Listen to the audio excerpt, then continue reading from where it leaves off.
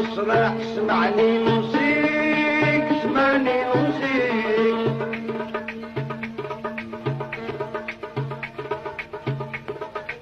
يا راسي بدل توب الله وحضر بالك مستفتح للقول يا السيد عن ما يعنيك عن ما يعنيك يا راسي مالك لا بغيت تفيق من منامك من بعد ما بان الشيب واش باقي ربي يهديك ربي يهديك